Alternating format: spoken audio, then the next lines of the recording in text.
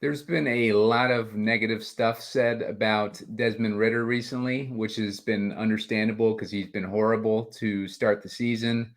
He's been 28th overall in DK points per game, 26th in completion percentage and passing yards. He's only thrown 2 touchdowns, and he just has not looked good. But he has faced 2 teams that are top 11 in DVOA versus the pass, as well as Detroit, who is proving to be a really good defense, as we saw on Thursday night. Jacksonville, though, is 25th versus the pass, even after facing Anthony Richardson and CJ Stroud, 2 rookies. Jacksonville is 30th in pressure rate, and Jacksonville is giving up 22.6 DK points per game. So we're going to take a look at this narrative of Desmond Ridder being a bad quarterback, and we're going to see if we can't build a lineup to kind of go against that narrative.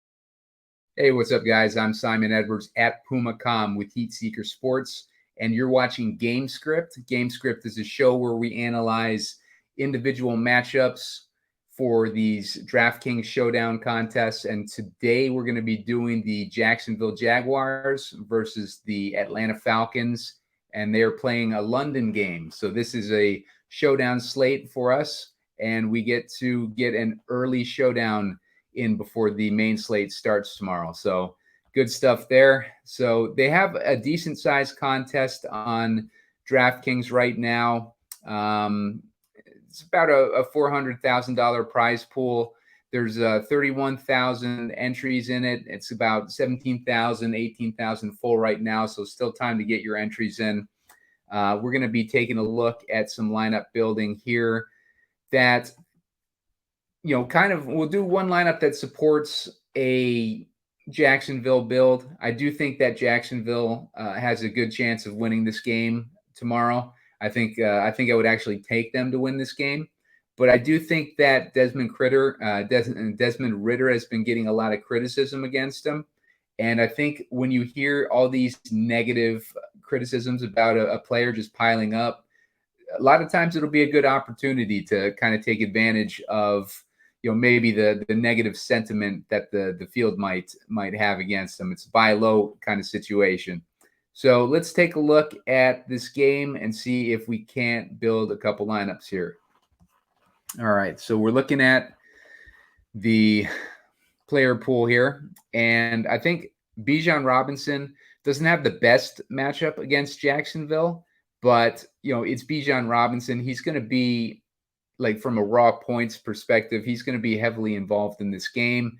He's going to be getting a ton of work, and it would make a lot of sense to have him in this lineup.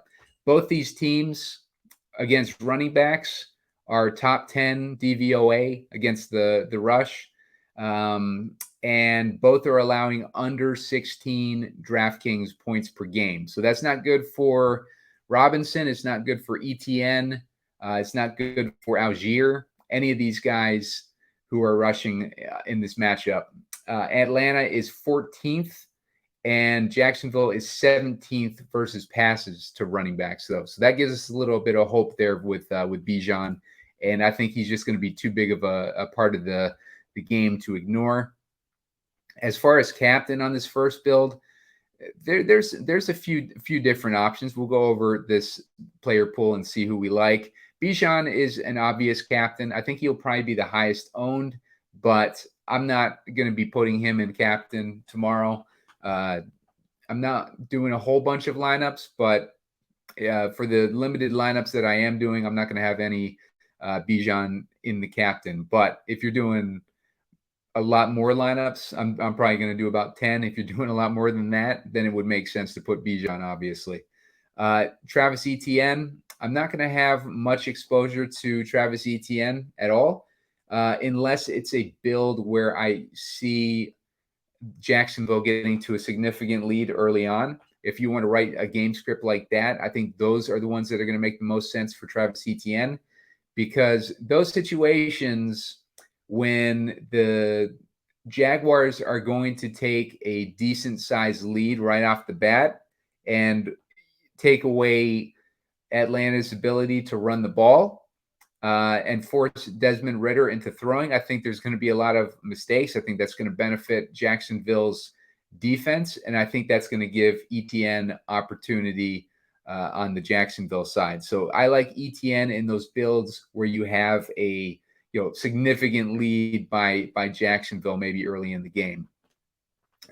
Trevor Lawrence, he's got a difficult matchup against Atlanta. Lawrence has been struggling so far this season, and has not looked good. But I think it's more of a getting in sync with the other players type of thing, as opposed to Lawrence actually being bad or having taken a step back, because it seems like they're missing throws by inches, like they're toe tapping out of bounds and just generally dropping balls and stuff like that. So Trevor Lawrence, I don't hate him. I don't like him. He doesn't have a good matchup against Atlanta. Atlanta is a good defense against the pass.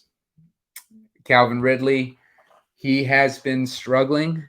He had a good week one. These past couple weeks, he hasn't been great. He has, against Houston, he scored 7 fantasy points, and against Kansas City, he scored 5 fantasy points. And that was after a 27-point debut against Indy. But now he's facing another difficult passing matchup, and it's not looking good for him. Atlanta is really good versus passes 10 yards down the field or more, and that is higher. That is around where Calvin Ridley's ADOT is. So Ridley could struggle in this one with the matchup, even though it's a revenge game playing against this old team, Atlanta. If you want a narrative to kind of go in favor of Ridley, or you want to talk yourself into Ridley, maybe you can go with a revenge narrative. I probably won't have a ton of Ridley in my lineups. Desmond Ridder, we talked about him at the top. He's been struggling, but he's faced a lot of difficult matchups. And Jacksonville is a much easier matchup. Jacksonville might be the easiest matchup that he's had so far. And it looks like a good opportunity for Ridder to kind of show up. But we don't know, like what exactly his abilities to do that are going to be. But as we mentioned, Jacksonville is 25th versus the pass, even after facing 2 rookies. They're 30th in pressure rate, and they're giving up 22.5 DK points per game to the quarterback position. So that looks good for Ridder. With Christian Kirk, his ADOT is lower than 10 yards, which is good for him. If they get in a situation where they're having to pass and they're not able to pass downfield, that benefits Kirk in the slot. And Jacksonville has been vulnerable to the slot receivers. They've had a couple games already against Amon-Ra St. Brown where they gave up a decent amount to Amon-Ra St. Brown, 19.7 points to Jaden Reed of the Green Bay Packers, and then 22.6 to Amon-Ra St. Brown. So they've had a couple games where they've given up points to slot receivers. So Kirk is interesting to me in this game tomorrow. Evan Ingram is also interesting. The Jaguars are weak against tight end. That's probably the position where they're most vulnerable.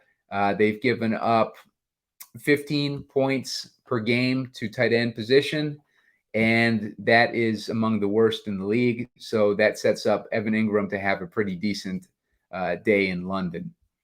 Drake London, he's got a good matchup as well with those passing game issues that we talked about with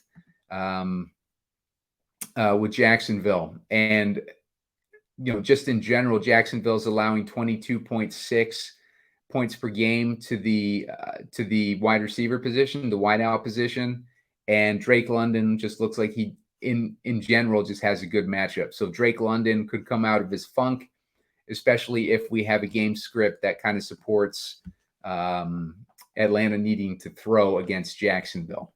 So keep Drake London in mind. Tyler Algier, same issue as Bijan. I don't really envision Atlanta playing from ahead, and even if they are, they're facing a tough defense. So Algier in general, I'm not too big of a fan of. Looks like Zay Jones is out, so that's even better for the receivers on the Jacksonville side. Christian Kirk in particular. That sounds like Kirk will get more work tomorrow. Kyle Pitts. Kyle Pitts has a good matchup tomorrow, but he is also getting a lot of low percentage throws thrown towards him. So it doesn't really work in his favor with this potential game script and the ability of Jacksonville maybe to defend when Pitts isn't getting these high percentage throws thrown towards him. Pitts has not had a great year so far. He's 8.7 fantasy points last week, 3.5 in week 2, and 6.4 in week 1. But there could be obviously a case made for Pitts with this tight end, the actual tight end matchup, where Jacksonville has given up 13.8 points per game, DraftKings points per game to the tight end position. So if you think that Ridder can get it together and get the ball to Pitts accurately, then maybe we have a situation where Pitts could do some damage tomorrow. Jaguars defense. I like the Jaguars defense in builds where maybe you think the game is going to be close. I also like the Jaguars defense in Desmond Ridder builds because it suggests that Jacksonville has taken a lead. They're forcing the Falcons to have to throw as opposed to run, which they like to do. They prefer to run. And Desmond Ridder, when you have him throwing a bunch of balls, there's a good chance that some of them are going to get intercepted or that he's going to get sacked. So if you're going to start Desmond Ridder, consider starting the Jacksonville Jaguars defense in there with him. Even though the Jacksonville Jags defense has not been that great against quarterbacks this year, but I think with Desmond Ridder, like the situation where Desmond Ridder is throwing, the coaches don't want him to throw; they want to run the ball. If they're forced into throwing, then the Jacksonville Jaguars make a lot of sense as their defense. Matt Collins, not too interested there, but we do have the matchup issues that Jacksonville is susceptible to wideouts, so that benefits Matt Collins. Brandon McManus, the kickers, and Younghoe Koo. I like both those guys. I like the Falcons. Falcons D I'm not as big a fan of, but I do like having them in my player pool. Tank Bigsby, he's interesting. I think if you're fading ETN, he's a guy that you definitely want to consider just because Bigsby is getting all the goal line carries, it seems. Like he's been taking the goal line and the short yardage touches away from ETN. So if you think it's going to be maybe a low-scoring game, and maybe Bigsby is able to go in there and get like one touchdown, that could be important. If he gets 2 touchdowns, which is entirely possible, then he could have a big impact on this game as well. Jamal Agnew, he is interesting, but I'm probably not going to have too much exposure to him. Jonnu Smith is in a good situation. He's got that same situation with Pitts.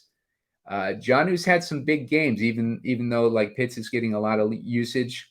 Jonnu had 8 targets last week. He had 6 targets the week before. 0. He might have been a scratch during Carolina, but in the 2 games that he's played, he's had 8 targets and 6 targets. And as I mentioned, Jacksonville is vulnerable to the tight end position. So Jonnu Smith comes in with a little bit of salary relief at $2,000 for his salary. So keep him in mind when you're tight on a budget.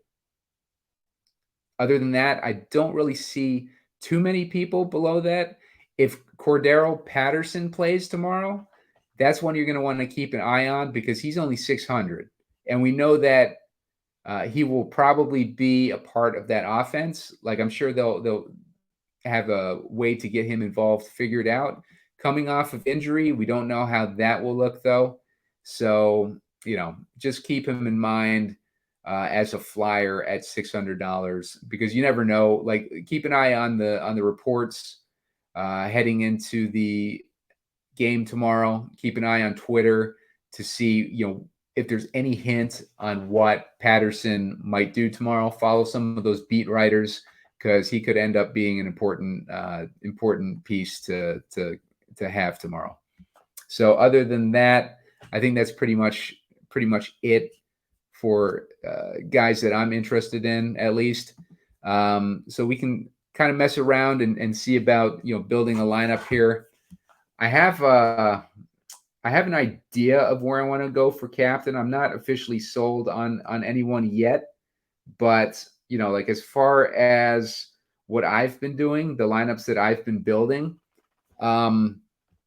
I've been doing a lot of Christian Kirk in captain just because I think that like with the Atlanta defense defending the deep ball pretty good, I think that Kirk is probably going to get a decent amount of targets.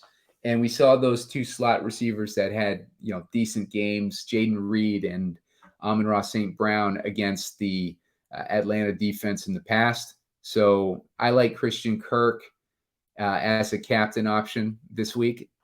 For Kirk to be the captain, we're going to want to set up a game environment here for that.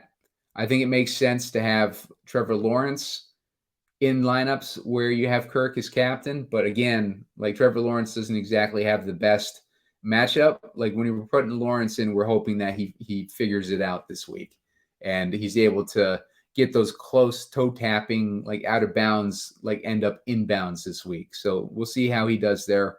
Bijan Robinson, I think, I'm probably going to have a almost max exposure to him. He just is too good of a player, and he's too big of a part of that offense to ignore. So I like having Bijan in my lineups. I think from a raw points perspective, he'll probably be the highest scoring guy on the slate, maybe. If one of these captain guys that we select don't pass him. So Evan Ingram, I like his matchup. I think he is set up to have a big game tomorrow. I like him as a captain option too. I think Evan Ingram is a decent captain option, especially if you think the game is going to be low scoring, because that would set up a good environment for Evan Ingram to be able to pull off a captain score. If you think that he's going to get a lot of targets, a lot of receptions in the game, maybe most of the receptions on the Jacksonville receiving core, then Evan Ingram makes a lot of sense as captain. And maybe you set up an environment where it's low scoring, where you got kickers in there, you got defense maybe, and you got, like maybe more run game exposure or something like that. But Evan Ingram is definitely a guy that I'll have a lot of exposure to. So moving on with this, I like Drake London a lot. Let's see what happens to our salary if we put Drake London in this build. That leaves us with about 3,000.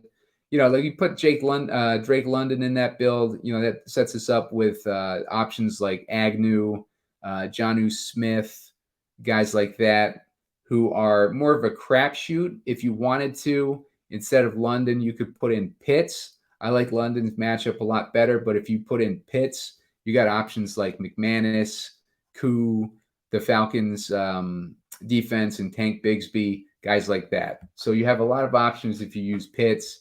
That's an interesting build right there. If you're going with a Jacksonville type of build there. So if you are going Jacksonville, you might want to go a 4-2 Jacksonville, and that's where it would make more sense to put in Tank Bigsby or the kicker for Jacksonville. So that's an option there. Now let's build one where we think that maybe Desmond Ridder has his stuff more together tomorrow, and he's able to kind of take advantage of that secondary on Jacksonville's side. So let's go with Drake London and the captain in that situation, because I think Drake London has a really good matchup and he could benefit in this game, and he'll be much lower owned than Desmond Ridder. So I think the the percentage of probability that Drake London can outscore Desmond Ridder is not reflected in their current ownerships. So I like Drake London as captain there. I think if we put Drake London in, let's go with Evan Ingram again. I like Evan Ingram in that build. I like Bijan again. I'm probably going to have a bunch of exposure to Bijan. I think Desmond Ridder makes sense in this build because we're talking about, Ridder having a decent game tomorrow, being able to figure out that defense. But at the same time, I also don't hate putting in the Jacksonville defense in this type of build, because it suggests that maybe they're playing from behind and they're having Desmond Ridder throw, not wanting him to throw, and he's making some mistakes and he's hitting Jacksonville's defense. That type of build leaves you with tons of options. You got Tyler Algier, who I wouldn't put in a build like that, actually, if I got them playing from behind. You got Kyle Pitts. You got Brandon, both the kickers, like Falcons D, wouldn't go there, but you got both the kickers. You got Kyle Pitts in a situation like that where you could plug those guys in and leave some salary on the table. And if you wanted to go with like Algier, you have him as an option too. So there's a couple builds. I'm going to be putting out a short video. Give us a like on this video. Give us a subscribe on the page. Helps me out and helps me to put more of these game scripts out. And I'm going to be putting one out on Sunday night. We'll put one out for the Sunday night game, and I will probably have that up at some point in the afternoon. So keep an eye on the YouTube page, subscribe, sign up for notifications, and we will see you for the next game.